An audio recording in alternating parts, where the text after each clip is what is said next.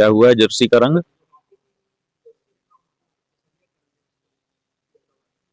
तो बात यह है कि जो भारत का राष्ट्र ध्वज है उसमें भी तो केसरिया रंग है और सबसे ऊपर है। पहला रंग तो केसरिया ही है। देखिए, जब हम ऊपर से नीचे गिनते हुए सूची आते हैं तो आप जब भारत का ध्वज देखेंगे, जिसको तिरंगा कहा जाता है, तीन रंग हैं उसमें, तो सबसे ऊपर तो केसरिया है, उसके बाद सफेद है, उसके बाद हरा है।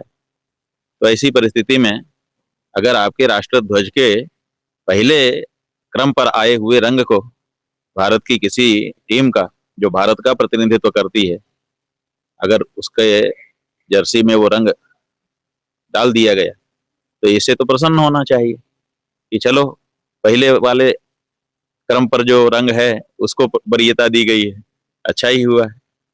इसलिए यही समस्या है कि इन लोगों को केसरिया रंग से चिढ़ हो गई। हिंदुओं ने क्यों इनको छोड़ा?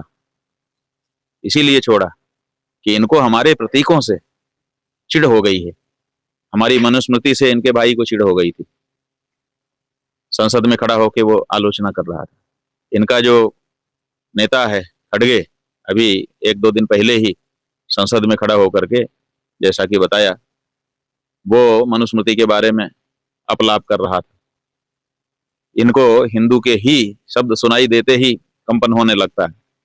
और अब बताइए, भारत के तिरंगे में जो पहला रंग है उस रंग की जर्सी हो जाने पर इनको पीड़ा हो रही है। इनको हिंदुओं से कितनी नफरत होगी, कितना परहेज होगा। तो अच्छा ही है कि हिंदुओं ने इनको तिरस्कृत कर रखा है।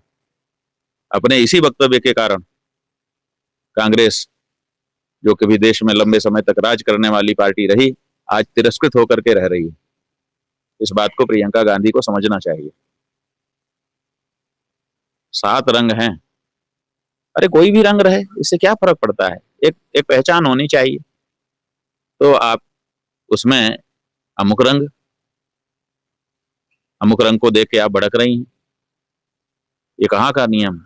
जैसे लाल रंग देख करके सांड भड़कता है, ऐसे ही प्रियंका गांधी केसरिया रंग देख करके भड़क रही हैं।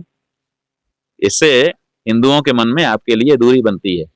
इसका विचार करिए। बाकी तो ठीक है, करने वालों ने तो कर ही दिया है जो रंग करना है उनको। आप भड़क करके अपने आप को और हिंदुओं के हृदय से दूर ले जा रही हैं, इससे ज्यादा कुछ नहीं।